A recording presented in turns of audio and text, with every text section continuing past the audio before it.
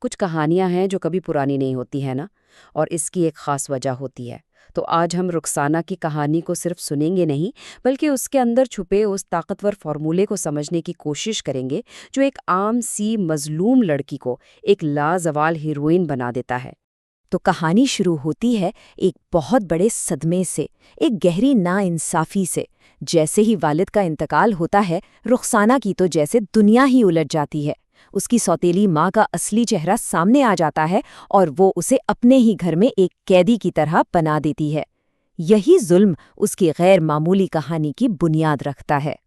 تو سوال یہی اٹھتا ہے، آخر ایسا کیا جادو ہے ان کہانیوں میں جو انہیں نسلوں تک زندہ رکھتا ہے؟ چلیں آج اسی خفیہ ڈھانچے کو کھول کر دیکھتے ہیں تاکہ اس کی کبھی نہ ختم ہونے والی مقبولیت کا راز جان سکیں۔ اچھا، تو اس راز کو سمجھنے کے لیے سب سے پہلے ہیرو کے سفر کا آغاز دیکھتے ہیں۔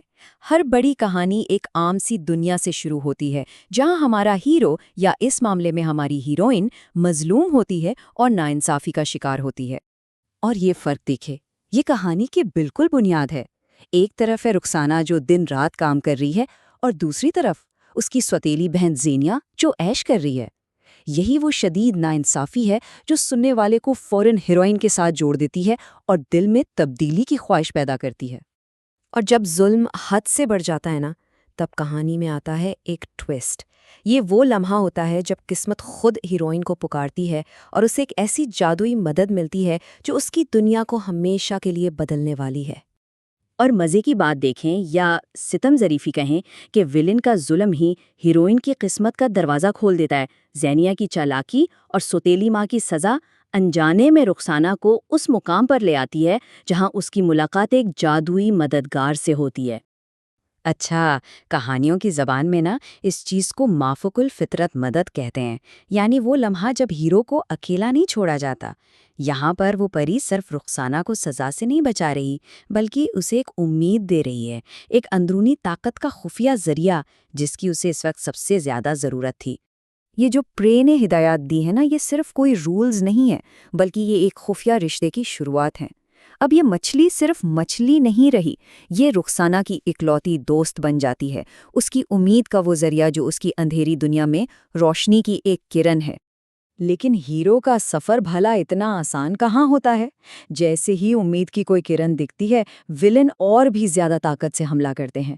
تو اب کہانی ایک نئے اور زیادہ مشکل مرحلے میں داخل ہو رہی ہے، جہاں رخسانہ کو نئی آزمائشوں اور ایک بڑے دھوکے کا سامنا کرنا پڑے گا۔ اور یہ شاید کہانی کا سب سے دل دکھانے والا حصہ ہے۔ رخسانہ کی چھوٹی سی خوشی کا راز کھل جاتا ہے اور اس کی سوتیلی ماں اس کی اکلوتی دوست کو بھی بے رحمی سے مار دیتی ہے۔ یہ صرف ایک مچھلی کا نقصان نہیں، یہ رخسانہ کی امید پر ایک کاری ضرب ہے۔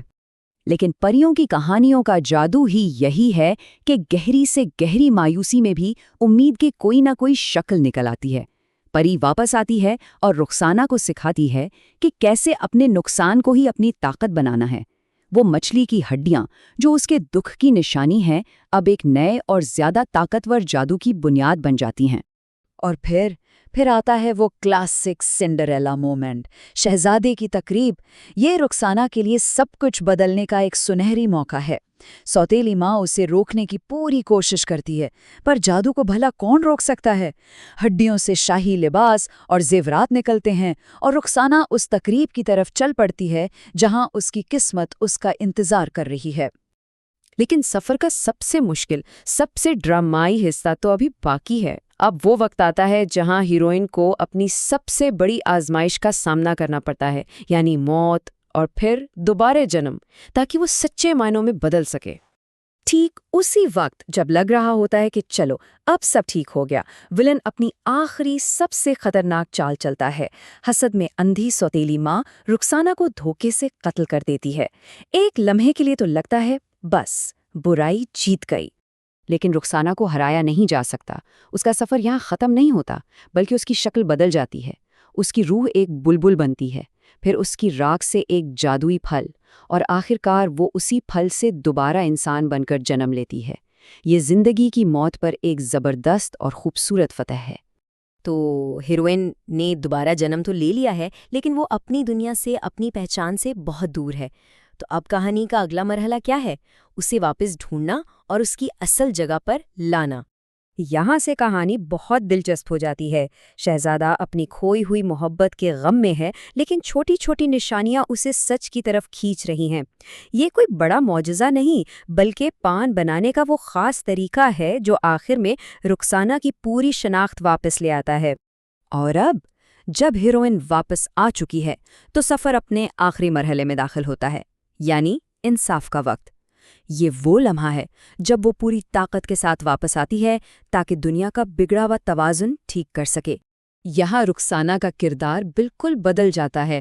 وہ معصوم مظلوم لڑکی نہیں رہی، اب وہ طاقتور ہے، اور وہ ویلنز کے اپنے ہی ہتھیار، ان کی حسد، ان کا غرور، انہی کے خلاف استعمال کرتی ہے اور انہیں ان کے اپنے ہی بچھائے جال میں پھنسا دیتی ہے۔ اور انصاف ہوتا ہے، شاعرانہ بھی لیکن شفقانہ بھی۔ زینیا، جسے اپنی خوبصورتی پر بہت گھمنڈ تھا، اسی کی لالچ میں ماری جاتی ہے، اور سوتیلی ماں، جس نے یہ سب اپنی بیٹی کے لیے کیا تھا، اسی کی موت کے صدمے سے مر جاتی ہے۔ مطلب ان کا انجام ان کے اپنے ہی گناہوں کا نتیجہ تھا۔ اور یوں کہانی اپنے انجام تک پہنچتی ہے۔ ہیرو نے ہر آزمائش پار کر لی ہے، انصاف ہو چکا ہے، اور دنیا میں سب کچھ ٹھیک ہو گیا ہے۔ یہ ایک مکمل جیت ہے۔ تو جاتے جاتے یہ کہانی ہمیں ایک آخری سوال کے ساتھ چھوڑ جاتی ہے۔ آخر پریوں کی کہانیوں میں انصاف اتنا بے رحم کیوں دکھایا جاتا ہے؟ کیا یہ صرف اچھائی کی برائی پر جیت کا جشن منانے کا طریقہ ہے، یا ان کہانیوں میں ہمارے لیے کوئی اس سے بھی گہرا اخلاقی سبق چھپا ہے؟